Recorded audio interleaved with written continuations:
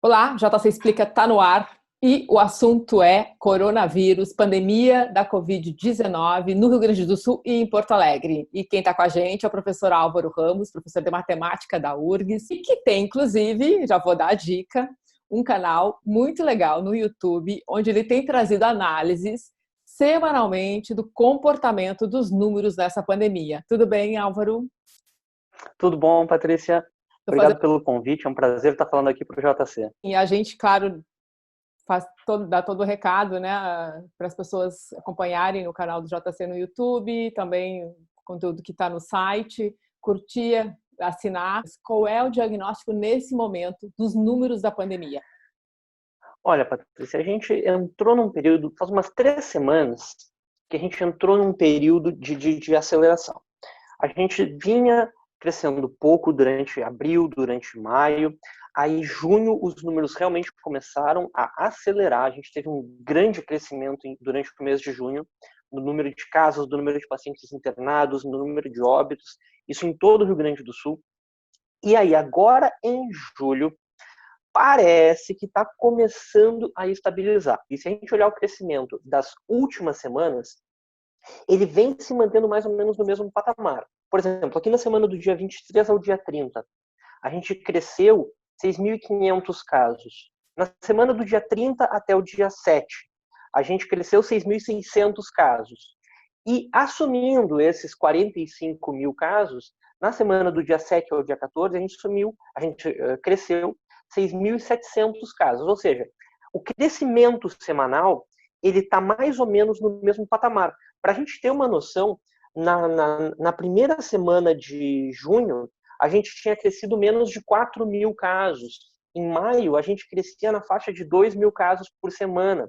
Então, aí a gente saiu de um patamar de 2 mil casos por semana, depois num patamar de 4 mil casos por semana, foi crescendo, e agora a gente está nesse patamar de 6.500, menos de 7 mil casos por semana aqui no Rio Grande do Sul. Mas a notícia boa é que ele não está aumentando, ou seja, não está tendo uma aceleração, está tendo um crescimento no número de casos, mas a aceleração ainda não é perceptível. Pode estar indicando que a gente está num período de platô, que nem se diz, que é um período onde os casos vão crescendo mais ou menos no mesmo ritmo semana após semana. Se a gente conseguir lidar bem com a doença, esse platô pode ser mais curto e a gente pode começar a diminuir. Só que aí exige distanciamento social. Se a gente deixar nos mesmos níveis de distanciamento social que a gente está hoje em dia, aliás, isolamento social, se a gente deixar nos mesmos níveis que a gente está hoje em dia, a gente vai ficar nesse período de platô durante setembro inteiro, pelo menos. Você fala na velocidade, explica pra gente o que é essa velocidade e por que ela é tão assim decisiva para entender o ritmo dessa pandemia. A velocidade ela é a variação, um Percentual. percentual.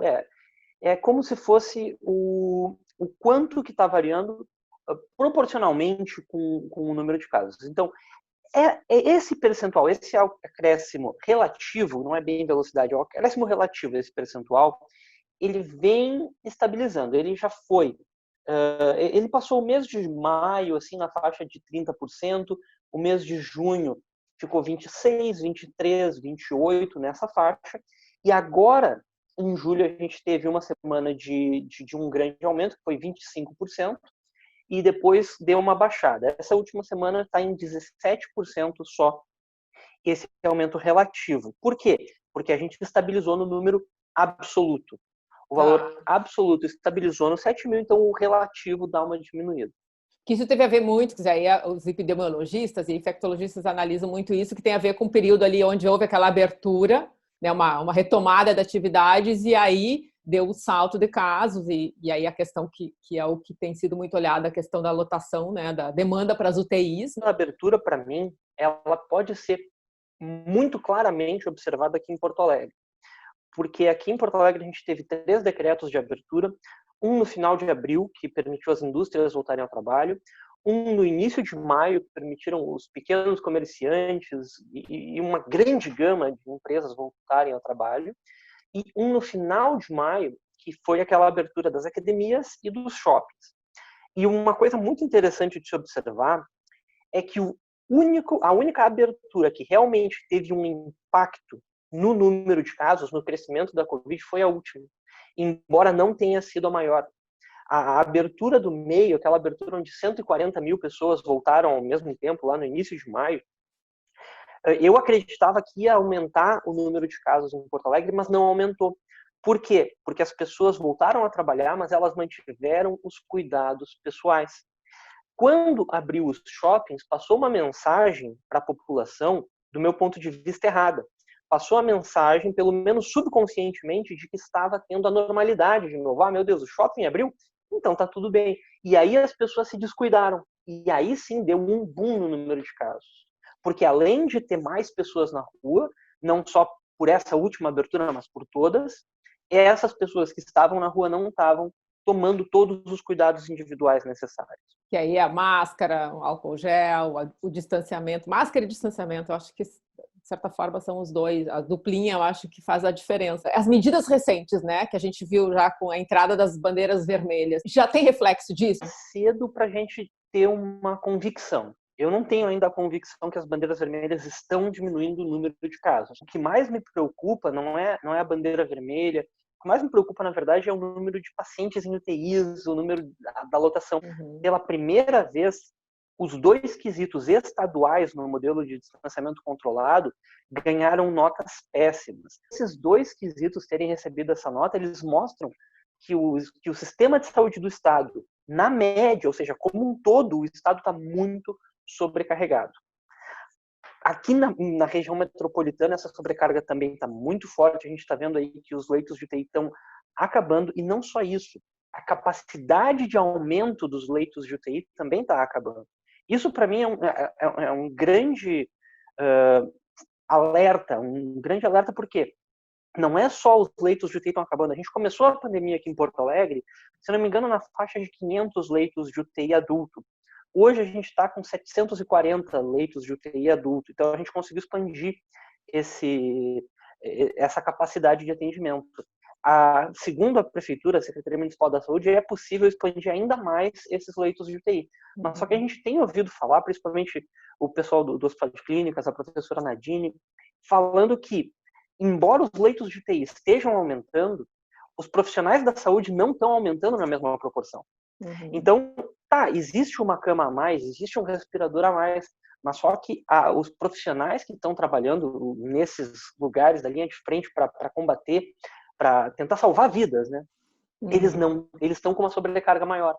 Então, embora o sistema esteja disponível, ele está perdendo um pouco da eficiência. A taxa de letalidade, ela está disparando aqui em Porto Alegre. O que esses óbitos indicam e como é que as pessoas podem entender a gravidade que isso traz? Ou está demonstrando então, em relação à pandemia? Eu vou falar primeiro do Rio Grande do Sul, depois de Porto Alegre. No Rio Grande do Sul, o que a gente tem que observar? Existem dois números aí. O número total de óbitos e a taxa de letalidade, que na verdade eu chamo de taxa de letalidade, o mais correto seria a taxa de letalidade aparente. É um outro termo bem usado. De letalidade. Então, o número de óbitos no Rio Grande do Sul está acelerando, tal qual a pandemia acelerou umas semanas atrás. O número de óbitos ele vem acelerando depois, ele tem um atraso. Então agora a gente está tendo uma aceleração no número de óbitos, a gente chegou a mais de 1.000 óbitos aqui no estado, e o número de óbitos aumentar, ele é uma consequência do número de casos aumentar. Só que tem um detalhe que está me preocupando mais do que o aumento do número de óbitos, é o aumento nessa taxa de letalidade.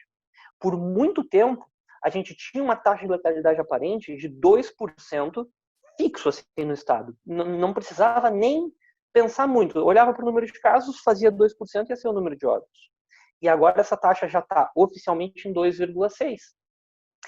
Ou seja, o número de óbitos está aumentando mais do que o número de casos.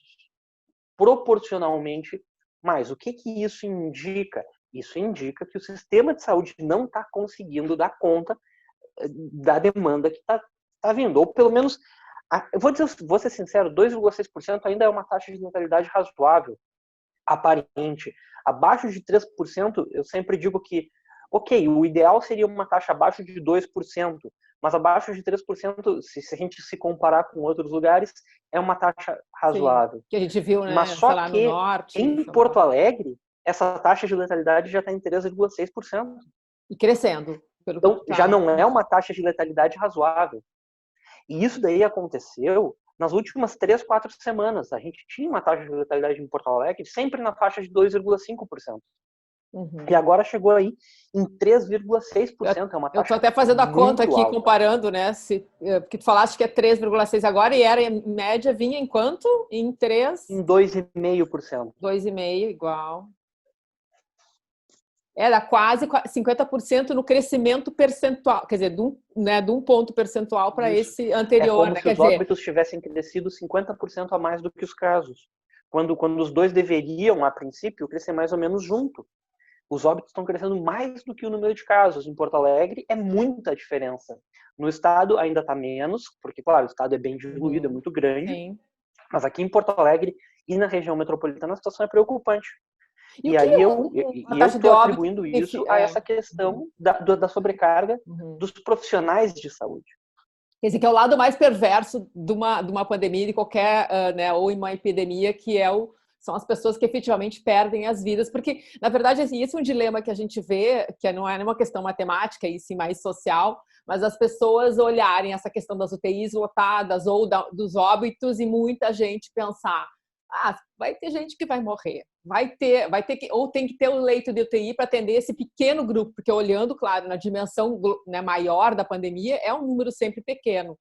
Agora, isso que tu falou, e até eu vou dar dica, a gente está com uma matéria no ar que justamente traz o depoimento do presidente da Sociedade de Terapia Intensiva do Rio Grande do Sul, o Dr. Wagner Nedel, que ele fala exatamente isso, que existe um limite entre você conseguir dar conta, né, que é o que está se conseguindo, e você conseguir dar conta com as condições para poder dar né, assistência que esses pacientes precisam, e principalmente a gravidade que a doença tem apresentado, e em idades, inclusive jovens, quer dizer, não é só aquele paciente com doenças pré-existentes, as tais das comorbidades. Então, eu até dou um toque, né, galera que está assistindo a gente, a entrar no site do Jornal do Comércio e conferir a entrevista, porque exatamente o que o Álvaro, como matemático, está trazendo em relação a esse ambiente de atendimento, as condições de atendimento que realmente estão começando a preocupar, já estavam indicando preocupação. É um grupo pequeno, mas só que a gente gostaria que tivesse continuado com a gente, né? Para essas pessoas, para essas famílias, é bastante. Sim, E sim. poderiam ter sido evitados, né? Isso daí é que é o problema. A maioria desses óbitos poderia ter sido evitado. O que a gente vai ter em termos desse? Se a gente fosse dar uma resumida aí no que deve ser assim os principais assim, né, highlights aí que a gente precisa realmente estar ligado para entender a evolução dessa pandemia, até essa questão que muita gente está, né, querendo saber se ela tem lá o seu momento que vai ter o platô ou que ainda a gente pode ter crescimento de O casos. principal é não aceitar nenhuma análise que se foque só num ponto. Uhum.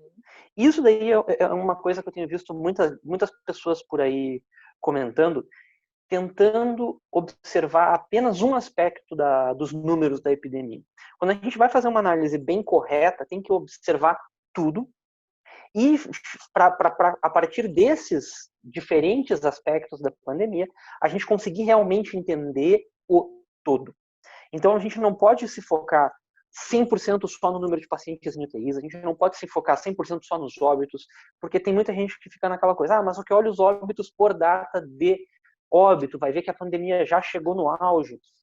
Mais ou menos, porque tem uma grande represagem aí, e um aspecto só não é importante, porque não é o suficiente para a gente visualizar. A pandemia, ela é feita de número de casos e também da subnotificação, porque a gente sabe que nem todos os casos são encontrados, a gente não está encontrando todos os doentes, a gente tem aquele estudo da UFPEL que mede que no Rio Grande do Sul a subnotificação está na faixa de entre 2 e 3 vezes, ou seja, se hoje a gente está com 45 mil casos, significa que tem mais uns 90 mil casos por aí que não foram detectados porque eram assintomáticos, ou seja, que era muito difícil mesmo de detectar, só com uma amostragem estatística que a gente pegaria. Mas a gente tem que ver muito fortemente esses crescimentos percentuais. A gente tem que analisar a taxa de letalidade para saber como é que está o sistema de saúde. Se a taxa de letalidade começar a subir muito de 3%, vai indicar uma sobrecarga do sistema de saúde. E se subir mais, vai indicar que a gente está com uma subnotificação. Por exemplo, a taxa de letalidade no estado do Rio de Janeiro já chegou, em alguns momentos, a ser acima de 12%. Essa taxa de letalidade, ela com perdão da palavra, ela é ridícula, porque significa que, o sistema de saúde está absolutamente sobrecarregado, e dois, não está tendo testes suficientes, que o Estado não estava encontrando os pacientes, porque 12% não se observa ao natural. As taxas de letalidade aparente que são naturais é abaixo de 5%. Se está acima de 5%, alguma coisa está muito errada. Se está acima de 3%, alguma coisa não está legal. E, em geral, é o sistema de saúde. E eu estou fazendo essa defesa aí nas redes sociais, e eu tenho que falar aqui, eu sei que vão me... Não, eu já sei que tu ia falar, eu ia te perguntar no fechamento, toca a ficha. Vão me comer vivo aqui. Mas só que eu acredito que a gente devia iniciar o pensamento de lockdown. Lockdown não é o isolamento. O isolamento que a gente está fazendo é restringir os lugares onde as pessoas podem ir. Então, fecha a orla, fecha os estacionamentos, mas ninguém está impedido de sair de casa. Lockdown é uma medida muito mais dura, que é proibido sair de casa, a não ser para alguma coisa essencial. Então, eu acho que aqui na região metropolitana, se a gente não quiser ter esse dilema já nas próximas semanas, de os médicos terem que decidir qual é o paciente que vai para a UTI, qual é o que não vai, e isso vai gerar uma explosão grande no número de óbitos e na taxa de letalidade, a gente tem que iniciar fazendo lockdown mesmo. O menor lockdown que pode acontecer é 2 semanas. Porque aí a gente tem tempo de ver os números realmente dando uma diminuída. Que foi até a proposta do reitor da UFPEL, né? Na entrevista até que a gente fez com ele falou em outros veículos também a ideia de 15 dias de um lockdown intenso, né? Não só aqui, inclusive, ele defendia para o Brasil inteiro. O índice de isolamento social num lockdown, ele se espera que chegue na faixa de 70%. Eu até acredito que no Brasil e em Porto Alegre, a gente nunca consiga chegar nesse nível de isolamento social, porque aqui a gente tem uma grande parcela da população que é informal, que está desamparada, de certa maneira, e que não vai poder ficar em casa mesmo no lockdown. Então, vão tentar sair de casa e vão tentar trabalhar. Mas só que se a gente chegasse a 65%, já era um grande alívio. Hoje em dia, nosso isolamento social na região metropolitana está na faixa de 45%, o que é razoável, mas só que tinha que melhorar. A gente tem aqui o desafio Porto Alegre, que pede que chegue-se a 55% do isolamento social na média. E eu tenho certeza que se chegasse a 55% do isolamento social na média, não ia haver a necessidade de lockdown, não ia haver essa sobrecarga no sistema de saúde, mas não estamos conseguindo chegar nesses 55% ao natural. Então, se a gente realmente continuar nessa faixa de 45%, eu acredito que a prefeitura vá tomar alguma decisão mais drástica no sentido do lockdown. E se me permitem, para mim, o mais correto até seria períodos programados de lockdown. Seria a gente ter uma estipulação. Por exemplo, a cada 8 semanas, 2 semanas de lockdown.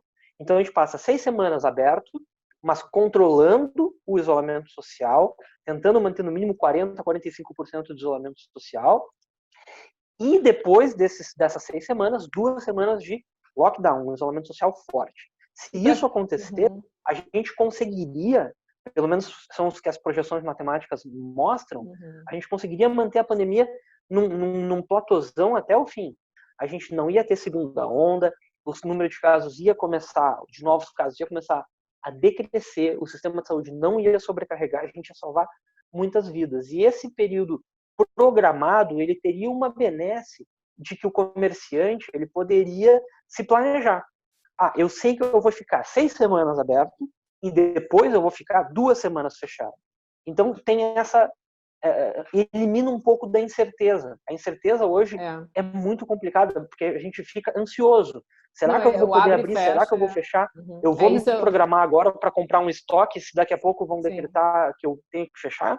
Não, isso é real porque a gente ouve, inclusive, do setor, né, econômico, né, que são fontes nossas, e também de analistas, né, a galera que está em Sebrae, acompanhando, tentando buscar saídas, né, que o abre e fecha, ele acaba sendo, quer dizer, sem contar o básico, né, que é, por exemplo, você perder alguns produtos que tem eventualmente não, tem validade, né? E Álvaro, isso seria, porque também tá todo mundo aí olhando os testes das vacinas para ver se até o final do ano a gente já não tem. Essa medida que tu defende seria uma alternativa se não tiver vacina aí surgindo, porque também surgir até o final do ano realmente um otimismo elevado, exponencial, talvez, usando uma linguagem matemática. Mas seria um pouco nesse cenário, trabalhando com um cenário mais realista de que vacina, por exemplo, não vai ter esse ano. E se tiver também não vai chegar para todo mundo, né? Outro detalhe importante, né?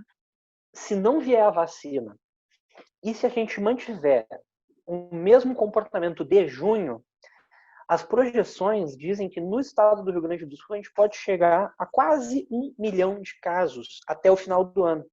Essa projeção, quem é que está fazendo, Álvaro? Só porque as pessoas começam a questionar isso também. A pessoa que vos fala. Álvaro Ramos. E como é que é? Como é que tu faz essa projeção? A gente vai acabar alongando um pouco mais, mas sempre tem uma pergunta a mais. Tranquilo. Se mantiver do mesmo jeito que foi em junho, mesmo índice de isolamento social, mesma taxa de contaminação, ou seja, mesmo comportamento de junho, até o final do ano a gente pode chegar a cerca de 1 milhão de casos. Agora, o que acontece se a gente pega e põe um período de lockdown? Só um período de lockdown de 14 dias e faz esses 70% de lockdown. Já diminui para 670 mil. Então, reduziu aí 200 mil casos no barato. Só com 14 dias de um cuidado extremo.